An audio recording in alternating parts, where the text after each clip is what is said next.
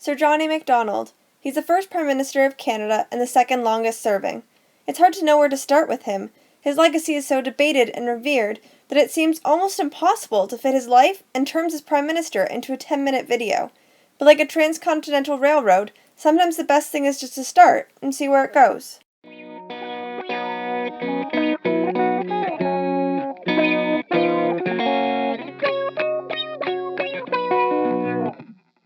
John Alexander Macdonald was born on January 11, 1815, in Glasgow, Scotland, the third of 5 children born to Hugh Macdonald and Helen Shaw.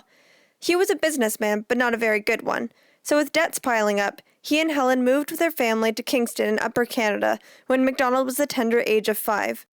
Macdonald had a very difficult childhood. He was bullied at school. Kids would knock him over while skating and make fun of his big nose. When he was 7, he witnessed his 5-year-old brother beaten and killed by their caregiver. Things did not get much easier for Macdonald as he got older. By the time he was 15, Macdonald had left school and began working as a lawyer. His father's businesses were doing no better in Kingston than they had in Scotland, and so Macdonald had to earn money to support himself and his family. He would later reflect that he had no boyhood. But as Macdonald grew up, he overcame his difficult past and became a very colorful, fascinating man. He was tall and gangly with wild, frizzy hair. He wore bright, loud, checkered trousers, in a time when trousers were supposed to be dull, quiet, and not checkered. Some people were suspicious of his clothing choices, but wherever Macdonald went, he quickly moved his way to a leadership position. Macdonald served as a private during the rebellions of 1837. He mobilized Kingston farmers, showing the leadership that would define the rest of his life. In 1843, Macdonald married his half-cousin Isabella. Not long after, the tragedy that had defined his early life appeared once more. Macdonald's first son died as a baby, and his wife became quite sick. He tried everything he could to keep her healthy, but over 12 years she slowly died, leaving Sir John A. alone with her second son, Hugh. Macdonald got married a second time to Agnes Bernard, a bright woman. Agnes and Macdonald had one daughter, Mary, who was born with a disability. For the rest of his life, Macdonald would sit by her bedside reading her fairy tales.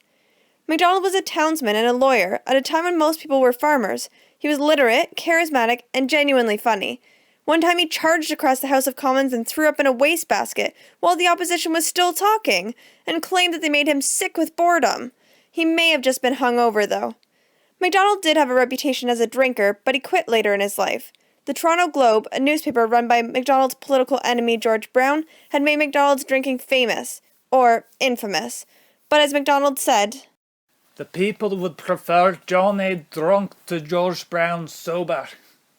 Sir John A. Macdonald was appointed Prime Minister on July 1, 1867. This was the Day of Confederation, when New Brunswick, Nova Scotia, Ontario, and Quebec joined to create Canada. Macdonald was a member of the Liberal Conservative Party, and he was one of the fathers of Confederation. In 1864, worried that as the American Civil War was coming to an end, the impressive United States Army might look north for more territory and revenge. Macdonald was concerned with the East and keeping Nova Scotia from leaving Canada, forgetting about the Northwest. This changed, however, when Macdonald first started hearing about a man named Louis Riel, but more on him shortly. To get British Columbia to join Canada, Macdonald famously promised to build a transcontinental railroad, connecting the East and West Coast by 1881, only 10 years' time. And so, the Canadian Pacific Railway was born. In 1871, BC joined Canada, and 2 years later, PEI did too. Macdonald soon realized that this 10-year railway might be a hard promise to keep. There was a lot of territory to cover. Through Macdonald's negotiations, Canada purchased Rupert's Land for $600,000 from Hudson's Bay Company in 1870. This became the Northwest Territories. Settlers from Ontario were moving into the region, and there were plans for the railway to pass through here. But there was a major problem for Macdonald's transcontinental railroad, the Red River Rebellion. Back to Louis Riel. To this day, Riel is someone people feel very passionate about. He is a hero to some and a lunatic to others. Riel had become a leader of the Métis people in Red River Colony, Rupert's Land. He formed a provisional government to represent the Métis Catholic Francophone minority, particularly against Anglophone Protestants. When the Canadian government sent surveyors to take a look at the land, Riel and the Métis turned them away. Riel did not want some English-speaking foreigners doing what they wanted with Métis land. And so, led by Riel, the Métis blocked the Transcontinental Railroad, eventually executing an Ontario politician. Sir John A. Macdonald did not like Louis Riel, referring to him as a "miserable half-breed." He was forced to come to work out an agreement with the Métis called the Manitoba Act, which protected the Métis way of life. On July 15, 1870, the Red River Colony became Manitoba and was added to Canada. Macdonald sent militias to the Red River region to assert power, which forced Riel to flee to the United States.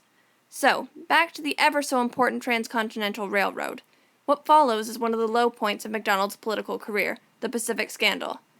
The Canadian Pacific Railway Company was owned by Sir Hugh Allan and financed by Americans. The Transcontinental Railway was a huge project, and Canada was still a very new, not yet financially stable country. Macdonald decided he didn't want the U.S. having any control over Canada, so he demanded Allan to stop using American finances. Allan agreed. Allan also started giving bribes to Macdonald's Conservative Party to help them win the upcoming 1872 election, in return for Macdonald giving Allan the contract to build the railway. The Conservatives ended up spending more than $300,000 of Allan's money. In an infamous telegram to Allan, Macdonald wrote, "Must have another 10,000. Will be the last time of calling. Do not fail me. Answer today." The Conservatives did barely win the 1872 election, but there was a really big problem. Two, actually. Allan had not really dropped his American financiers, but hidden them. And even worse, an office clerk found the telegram Macdonald had sent to Allan, and the Liberal Party leaked it to the public. Everybody turned against Macdonald. He knew it was over. He handed in his resignation to the Governor-General. He was no longer Prime Minister, and the Liberal Party came into power. As Macdonald wrote, "My fighting days are over, I think." Macdonald laid low for a while, but when his replacement, Alexander Mackenzie, began to show signs that he was struggling, Macdonald swung back into action. In time for the 1878 election, Macdonald unveiled his new national policy. There were three major points. 1. Rapidly completing the railway. 2. Strong immigration to fill the West. And 3. High tariffs to protect Canada. The Conservatives won the election convincingly, and Sir John A. Macdonald was once again Prime Minister of Canada. Macdonald had given a new deadline of 1891 for the railway's completion. However, the Canadian Pacific Railway was running out of money. Did we mention this was a massive project? Macdonald had to figure out how to keep public support. Enter Louis Riel for the second and final time. For Macdonald, the timing couldn't have been better. Riel returned to Canada and started the Northwest Rebellion in present-day Saskatchewan, fighting the Canadian government. Macdonald sent militia troops by rail to stop the rebellion. After a decisive battle, the rebellion was over and Louis Riel was captured. Ironically, though Riel was fighting against the railway's expansion, the project gained more popular support when people saw how effectively Macdonald was able to send troops along it to stop Riel's rebellion. Riel was charged with treason and sentenced to be executed in Regina. Although Macdonald was a man known for compromise, he refused to consider preventing Riel's death. Macdonald said, "He shall hang, though every dog in Quebec should bark in his favour." Riel was seen as a martyr like Joan of Arc within days of his death. In Montreal, people burned an effigy of Macdonald.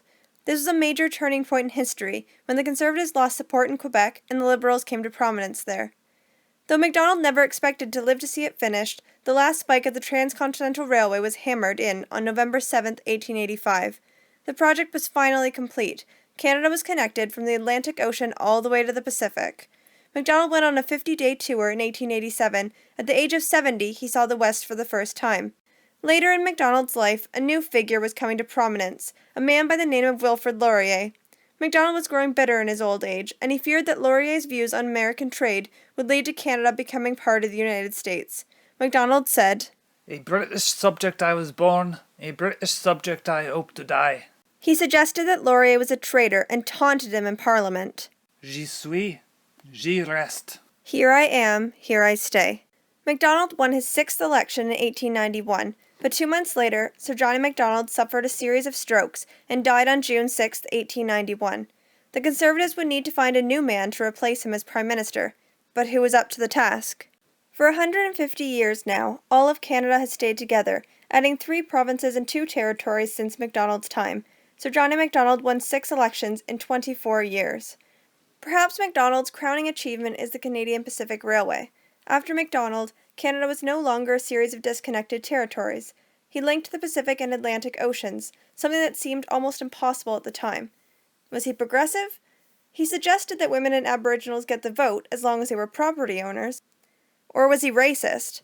Macdonald was also willing to let First Nations starve once the buffalo were exterminated. He withheld food until they moved to reserves.